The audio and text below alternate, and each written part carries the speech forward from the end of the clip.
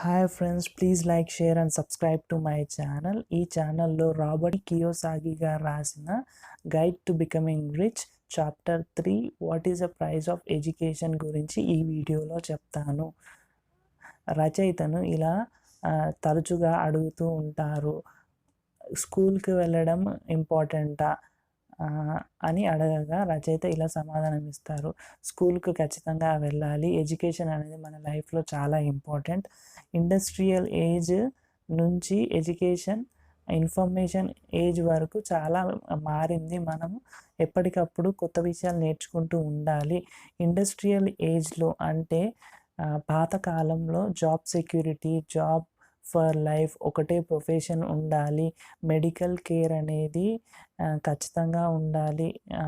Senior citizens అనే వాళ్ళు ఉంటే మనకు అసెట్ అని ఇండస్ట్రియల్ ఏజ్లో అనుకునేవాళ్ళు. కానీ ఇప్పుడు ఇన్ఫర్మేషన్ ఏజ్ నడుస్తుంది. అందులో ఫైనాన్షియల్ సెక్యూరిటీ, ఫ్రీ ఏజెంట్ అంటే మనం ఫ్రీగా ఉండాలి. ఒక ప్రొఫెషన్ కంటే చాలా ప్రొఫెషన్స్ నేర్చుకొని ఉండాలి. మల్టిపుల్ టాస్కింగ్ చేస్తూ ఉండాలి. Medical care is uncertain. ఇప్పుడు సీనియర్ సిటిజన్స్ అనే వాళ్ళని లయబిలిటీగా కన్సిడర్ చేస్తున్నారు. Why job security is not a problem అంటే జాబ్ సెక్యూరిటీ అనేది ఎందుకు ఇప్పుడు ప్రాబ్లం అవుతుందంటే 3 ప్రాబ్లమ్స్ ఉన్నాయి. ఎందుకంటే ఒక ఎంప్లాయీ తన జీతంలో నుంచి కొంత డబ్బుని దాచిపెట్టుకొని తన రిటైర్మెంట్కి ఆ డబ్బుల్ని రిటైర్మెంట్ డబ్బులుగా తీసుకోవాల్సి వస్తుంది, పెన్షన్గా తీసుకోవాల్సి ఉంది. రెండోది, ఆ దాచిపెట్టుకున్న డబ్బుల్ని స్టాక్ మార్కెట్లో ఇన్వెస్ట్ చేస్తారు. ఒకవేళ స్టాక్ మార్కెట్ అనేది క్రాష్ అయితే వాళ్ళ పెన్షన్ డబ్బులు కూడా సగానికి సగం వస్తాయి. అండ్ మూడవ ప్రాబ్లం ఏంటిదంటే ఆ పెన్షన్ ప్లాన్ తను పెన్షనర్ డబ్బులు తీసుకునే సమయానికి మార్కెట్ క్రాష్ అవుతే మనకు పెన్షనర్కి కావాల్సిన డబ్బులు ఆ టైంకి అందవు. ఉదాహరణకి ఇండస్ట్రియల్ ఏజ్లో అంటే పాత ఏజ్లో ఒక వ్యక్తి చనిపోయేంత వరకు ఒక కంపెనీలో పనిచేసిన తర్వాత తనకు చనిపోయేంత వరకు ఆ కంపెనీ అనేది మెడికల్గా చూసుకునేది. తనకేమైనా రోగం వచ్చినా కానీ కంపెనీయే చూసుకునేది. కానీ ఇప్పుడు ఈ ఇన్ఫర్మేషన్ ఏజ్లో తను ఉద్యోగంలో జాయిన్ అయినప్పటి నుంచి వెళ్ళి తను డబ్బులు సేవ్ చేసుకొని తన రిటైర్మెంట్ అయిన తర్వాత కంపెనీ అనేది ఏమీ ఇవ్వదు, పెన్షన్స్ కూడా ఏమీ ఇవ్వదు. పెన్షన్స్ ఒకవేళ ఇచ్చినా కానీ ముందు తను పనిచేసినప్పుడు సేవ్ చేసుకున్న డబ్బులే దాచిపెట్టి ఇస్తుంది. కానీ ఎప్పుడైతే మనము ఓల్డ్ పీపుల్ అయినప్పుడు మన ఖర్చు తగ్గించుకుంటాము, కానీ మన మెడికల్ బిల్స్ అనేవి చాలా ఫాస్ట్గా గ్రో అవుతాయి. మన పెన్షన్ అనేది సరిపోదు. నాకు తెలిసిన ఒక మిత్రుడు ఒక యాక్సిడెంట్లో యాక్సిడెంట్ అయ్యింది. ఆ యాక్సిడెంట్ వల్ల తనకు మెడికల్ ఇన్సూరెన్స్ లేకపోవడంతో తన ఇల్లుని అమ్మేయవలసి వచ్చింది. దాంతో వాళ్ళు రోడ్డు మీదకి వచ్చారు. వాళ్ళ సిస్టర్ ఒక క్యాన్సర్ పేషెంట్. దాంతో వాళ్ళు ఇప్పుడు డొనేషన్ కోసం తెలిసిన వాళ్ళని అడుగుతూ ఉన్నారు. అంటే ఇప్పుడు what is a lakh time అంటే ఒక ల్యాక్ టైం అనేది దాని గురించి చెప్పాలంటే ఒక కాన్సెప్ట్, ఒక న్యూ ఐడియా మనకి బయటికి వచ్చిన తర్వాత దాన్ని జనాలందరూ ఒప్పుకోవడానికి, ఇంప్లిమెంట్ చేయడానికి పట్టే దాన్ని ల్యాక్ టైం అంటారు. ఉదాహరణకి కంప్యూటర్ ఇండస్ట్రీలో ల్యాక్ టైం అనేది 1 year. అంటే ఒక ఐడియా బయటికి వచ్చిన తర్వాత దాన్ని ఇంప్లిమెంట్ చేయడానికి, దాన్ని జనాల్లోకి తీసుకురావడానికి 1 year పడుతుంది కంప్యూటర్ ఇండస్ట్రీలో. కానీ అదే ఏరోనాటిక్ ఇండస్ట్రీలో మనకి ఒక కొత్త ఐడియా రావడానికి 2 years పడుతుంది. అంటే ఏరోనాటిక్ ఇంజనీరింగ్ ఇండస్ట్రీలో ఒక ఐడియా వచ్చి దాన్ని ఇంప్లిమెంట్ చేయడానికి 2 సంవత్సరాలు పడుతుంది. దాన్ని ల్యాక్ టైం 2 years కింద కన్సిడర్ చేస్తారు. అదే మన ఎడ్యుకేషన్ ఇండస్ట్రీలో ల్యాక్ టైం అనేది అప్రాక్సిమేట్లీ 50 సంవత్సరాలు వెనుకబడి ఉంది. అంటే ఒక ఐడియా వచ్చిన తర్వాత దాన్ని ఇంప్లిమెంట్ చేసి జనాల్లోకి రావడానికి, అంటే ఒక 50 సంవత్సరాలు వెనకబడి ఉన్నాం. అంటే ఇప్పుడు వాడే టెక్నాలజీ గురించి మన పుస్తకాల్లోకి వచ్చి మనకి నేర్పడానికి ఒక 50 సంవత్సరాలు పడుతుంది అని ఇక్కడ ఒక లా గురించి చెప్తాడు రచయిత. ఏంటంటే ఏంటంటే ఒక ఇన్ఫర్మేషన్ గానీ, ఒక టెక్నాలజీ గానీ, ఒక సైన్స్ గానీ అడ్వాన్స్ అవుతూ ఉంటుంది. ప్రతి 18 నెలలకి మారుతూ ఉంటుంది. అంటే ప్రతి 18 నెలలకోసారి ఇన్ఫర్మేషన్ అనేది డబుల్ అవుతూ ఉంటుంది. అంటే ఈ ఫాస్ట్‌గా ఉన్న టైంలో మీరు ఎంత నేర్చుకున్నారు అనేది ఇంపార్టెంట్ కాదు. కానీ ఎంత ఫాస్ట్‌గా మీరు నేర్చుకుంటున్నారు ఏదైనా విషయం గురించి అనేది చాలా ఇంపార్టెంట్ అని రచయిత ఇలా చెప్తాడు. So, what kind of education do we need in information age అంటే ఈ ప్రస్తుత సమయంలో మనకి ఎలాంటి ఎడ్యుకేషన్ కావాలి అంటే అకాడమిక్స్‌లో మనకి చదవడం, రాయడం నేర్పించాలి. ప్రొఫెషనల్ ఎడ్యుకేషన్‌లో మనకి స్కిల్ అనేది నేర్చుకోవాలి. ఆ స్కిల్‌తో మనం డబ్బులు సంపాదించగలగాలి. అండ్ ఫైనాన్షియల్ ఎడ్యుకేషన్ అనేది మనము మన దగ్గరున్న డబ్బు మన కోసం ఎలా పని చేయించుకోవాలో మనము నేర్చుకోవాలి అని రచయిత ఇలా చెప్తాడు.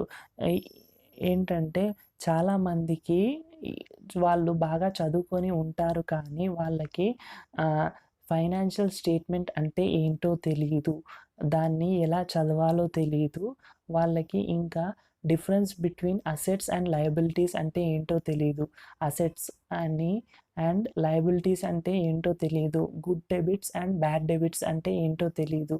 అంటే ఇందులో అసెట్స్ అంటే ఆస్తులు అండ్ లయబిలిటీస్ అంటే మీరు కట్టవలసిన అప్పులు. అసెట్స్ అంటే మీ జేబులోకి డబ్బులు ఎలా వస్తాయి అనేదాన్ని అసెట్స్ కింద కన్సిడర్ చేస్తారు. కానీ ల్యాండ్స్, బిల్డింగ్స్ వాటిని అసెట్స్ కింద కన్సిడర్ చెయ్యరు. క్యాష్ ఫ్లో, ఇన్‌ఫ్లోని అసెట్స్ కింద కన్సిడర్ చేస్తారు. అండ్ అవుట్‌ఫ్లోని లయబిలిటీ కింద కన్సిడర్ చేస్తారు. Passive income and earned income అనే డిఫరెన్స్ కూడా మనం తెలుసుకోవాలి అని రిచ్ డాడ్ వాళ్ళకి చెప్పిన ఫైనాన్షియల్ ఇంటెలిజెన్స్ గురించి ఇక్కడ చెప్తాడు రచయిత. మనం ఫైనాన్షియల్ ఇంటెలిజెన్స్‌గా ఉండాలి. అంటే డబ్బులు మన కోసం ఎలా పనిచేయాలో మనం నేర్చుకోవాలి. ఇక్కడ ఫైనాన్షియల్ ఇంటెలిజెన్స్ అంటే ఏంటంటే మనము డబ్బులు ఎంత సంపాదించామన్నది కాదు ఇంపార్టెంట్. మన దగ్గర ఎంత ఉంది, ఆ ఉన్న డబ్బులు మన కోసం ఎంత ఎక్కువగా కష్టపడి దాన్ని డబుల్ చేసుకుంటుంది అనేది మనం నేర్చుకోవాలి. అంటే how much money you keep and how hard the money works for you అని రచయిత ఇలా చెప్తాడు. చాలాసార్లు చాలామంది నన్ను ఇలా అడిగారు. నేను ఫైనాన్షియల్‌గా ఏం నేర్చుకోవాలి? నేను ఎలా డెవలప్ అవ్వాలి? అని అడుగుతారు. దానికి నేను రచయిత ఇలా ఆన్సర్ ఇస్తారు. మీరు మీ బ్యాంకర్ దగ్గరికి వెళ్ళి వాళ్ళని అడిగినట్టయితే వాళ్ళు చెప్తారు మీరు ఫైనాన్షియల్‌గా ఎలా డెవలప్ అవ్వాలో అని చెప్తాను. Most people simply find out the financial statement that banker provides them అంటే వాళ్ళు బ్యాంకర్ దగ్గరికి వెళ్ళిన తర్వాత మీ ఫైనాన్షియల్ స్టేట్మెంట్ కావాలి అని వాళ్ళు ఒక ఫార్మ్ ఇచ్చినట్టయితే దాంట్లో నింపి వాళ్ళ అసెట్స్, లయబిలిటీస్ అన్నీ రాసి బ్యాంకర్‌కి ఇస్తారు. కానీ వాళ్ళంతట వాళ్ళు వాళ్ళ ఇంట్లో తయారు చేసుకోరు ఫైనాన్షియల్ స్టేట్మెంట్. ఎందుకంటే చాలామందికి ఫైనాన్షియల్ స్టేట్మెంట్ అంటే ఏంటో తెలీదు. చాలామంది ఏమనుకుంటారంటే డబ్బులు అప్పు కింద తీసుకోవడం అంటే డబ్బు అడుక్కోవడం. అడుక్కోవడం అనుకుంటారు కానీ బ్యాంకులు ఉన్నదే మనకు డబ్బులు ఇవ్వడానికి. మనకు వాళ్ళు డబ్బులు ఇస్తేనే వాళ్ళకి ప్రతి నెల జీతం వస్తుంది. మనం కట్టే ఈఎంఐలతోనే వాళ్ళ బ్యాంక్స్ అనేవి రన్ అవుతాయని ఎవరు అనుకోరు అని రచయిత చెప్తారు. ఒకవేళ మీరు బ్యాంకర్స్ దగ్గరికెళ్ళి లోన్ అడిగినప్పుడు ఒక బ్యాంకర్ మీకు లోన్ ఇవ్వలేను అని అడిగితే మీరు డిసప్పాయింట్ అవ్వకండి. మీరు మీ స్కూల్‌లో ఉన్నప్పుడు మీరు ఫెయిల్ అయినప్పుడు మీ టీచర్ చెప్తుంది మీరు ఇక్కడ ఫెయిల్ అయ్యారు. ఇక్కడ మీరు ఇంప్రూవ్ చేసుకోవాలి అని చెప్తారు. అలాగే మన బ్యాంకర్ మనకి లోన్ ఇవ్వనప్పుడు మనం అలానే అడగాలి. మా స్టేట్మెంట్‌లో ఏం తప్పుంది? దాన్ని మేము ఎలా కరెక్ట్ చేసుకోవాలి అని ఆలోచించి కొంచెం టైం తీసుకొని దాన్ని ఇంప్రూవ్ చేసుకొని మనము మళ్ళీ బ్యాంకర్ దగ్గరికి వెళ్తే మనకి లోన్ ఇస్తారు. What is important on your financial statement అంటే మన ఫైనాన్షియల్ స్టేట్మెంట్లో ఏమేమి ఉండాలి. ఇదొక ఫామ్. మీరు స్క్రీన్ని చూసినట్టయితే ఇది ఒక ఇన్కమ్ స్టేట్మెంట్, ఒక ఎక్స్‌పెన్సెస్ అంటే మీకు వచ్చే జీతం, సాలరీ, మీరు పెట్టే ఖర్చులు, కింద బ్యాలెన్స్ షీట్ అని ఉంటుంది. అందులో అసెట్స్ అండ్ లయబిలిటీస్. అసెట్స్ ముందుగా చెప్పినట్టు క్యాష్ అనేవి మనకి వచ్చినట్టయితే దాన్ని అసెట్స్ అంటారు. మన క్యాష్ అనేది బయటికి వెళ్తూ ఉంటే దాన్ని లయబిలిటీ అంటారు. అలాగే రైట్ టాప్ సైడ్‌లో మనకి ఆడిట్ అని ఉంటుంది. పాసివ్ ఇన్కమ్ అని ఉంటుంది. పాసివ్ ఇన్కమ్ అనేది మీకు ముందు వీడియోలో పాసివ్ ఇన్కమ్ గురించి చెప్తాను. ఆడిటర్ అని ఉంటుంది.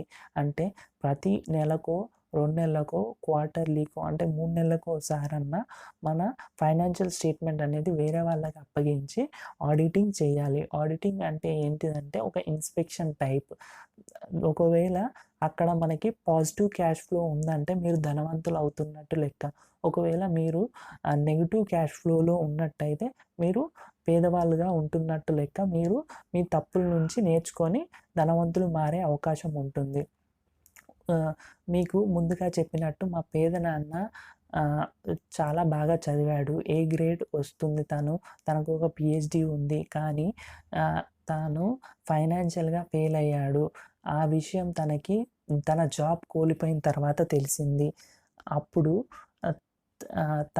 తనకు వచ్చే సాలరీ చాలా తక్కువ, పెన్షన్ చాలా తక్కువ. కానీ తన నుంచి వెళ్ళే మెడికల్ బిల్స్ కానీ, ఎక్స్‌పెన్సెస్ కానీ చాలా ఫాస్ట్‌గా, అంటే money goes out faster than money comes in. అంటే డబ్బులు వచ్చేది చాలా తక్కువ కానీ పోయేది చాలా ఫాస్ట్‌గా ఎక్కువ మొత్తంలో వెళ్ళిపోతుంది. That is the price. అంటే that is the price of not knowing how to prepare and read the financial statement. మా నాన్న అంతగానం చదువుకున్నాడు కానీ ఒక ఫైనాన్షియల్ పొజిషన్ని హ్యాండిల్ చేయలేకపోతున్నాడు. That is the price of not knowing how to prepare, read a financial statement. మా నాన్న అంత చదువుకున్నా కానీ ఒక ఫైనాన్షియల్ స్టేట్మెంట్‌ని ప్రిపేర్ చేసి చదవడం, దాన్ని మేనేజ్ చేయడం ఎలానో నేర్చుకోలేదు.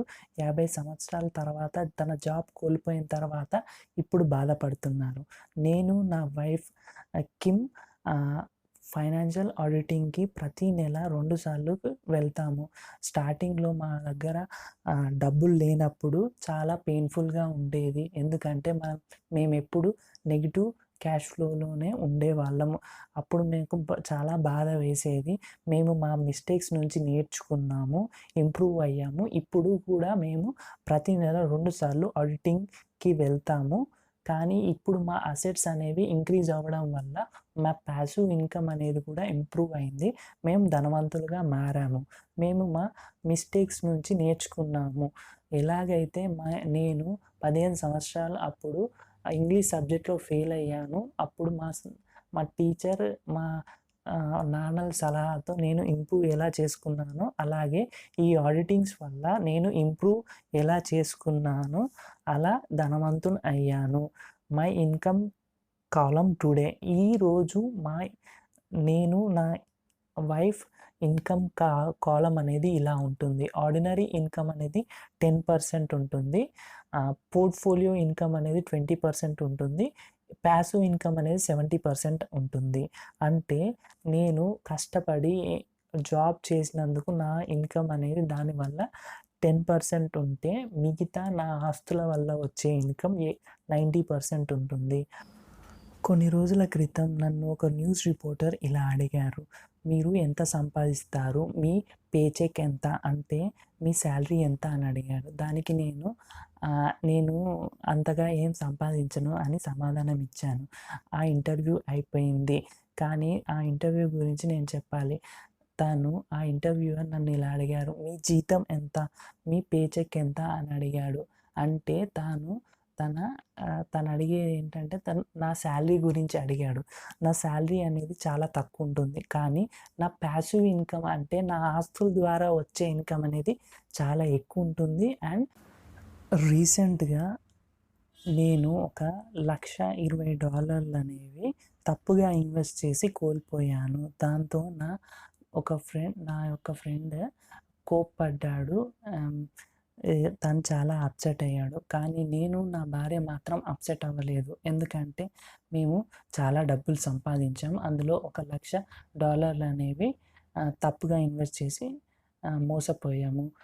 మేము తప్పు చేశాము. దాని నుంచి మేము నేర్చుకుంటాము.